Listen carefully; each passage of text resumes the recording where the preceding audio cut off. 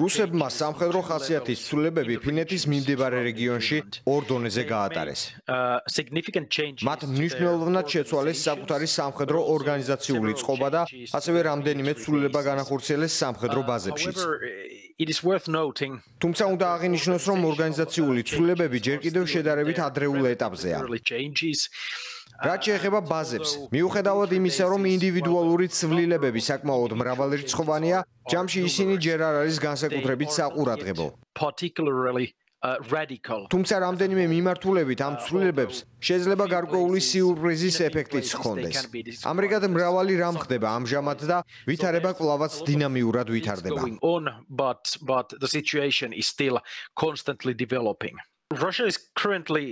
ამჟამად რუსეთი ზრდის თავის სამხედრო ძალას ფინეთის, ნორვეგიის ჩრდილოეთით და ბალტიისპირეთის ქვეყნების გარშემო. გარკვეულწილად ეს წარმოადგენს იმ აქტივობების გაგრძელებას, რომლებიც ჯერ კიდევ 2022 წლამდე იყო დაგეგმილი. თუმცა ასევე მნიშვნელოვანია, რომ ეს ახლა რეაქციაა ახალ გეოპოლიტიკურ და უსაფრთხოების გარემოზე. რუსეთს გაუჭირდა იმ რეალობის მიღება, რომ დამოუკიდებელმა ქვეყნებმა უსაფრთხოების გადაწყვეტილებები დამოუკიდებლად მიიღეს. ამ შემთხვევაში ფინეთისა და შვედეთის ნატოში გაწევრიანების გადაწყვეტილებაზე ვსაუბრობ. შედეგად რუსეთმა მიიღო გადაწყვეტილება შეეცვალა სამხედრო ოლქების სტრუქტურა. გაეფართოვებინა ბრიგადები და გაეზარდა სამხედრო ძალა. ეს პროცესი ხანგრძლივი იქნება, მაგრამ არსებული ინფორმაციით, საბოლოო შედეგი სავარაუდოდ იქნება ის, რომ ნატოს აღმოსავლეთით საზღვრებთან ათობით ათასი რუსი ჯარისკაცი და შესაბამისი აღჭურვილობა განთავსდება. Russia's invasion of Ukraine has significantly changed. რუსეთის უკრაინაში შეჭრამ საგრძნობლად შეცვალა მთლიანად უსაფრთხოების გარემო.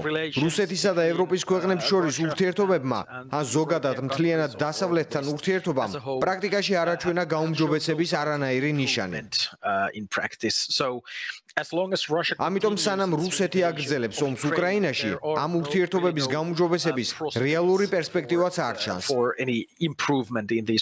თავარი კითხვა კი არის ის, თუ რა მიმართულებით განვითარდება სიტუაცია მაშინ, როდესაც ომი ან გაყინვის ეტაპზე გადავა, ან გარკვეული ზავი დაიდება.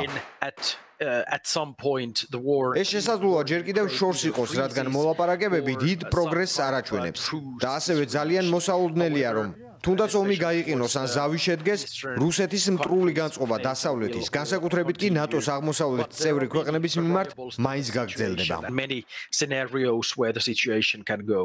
Finland is one of the most prepared countries. უსაფრთხოების კუთხით ფინეთი ერთ-ერთი ყველაზე მომზადებული ქვეყანაა მსოფლიოში.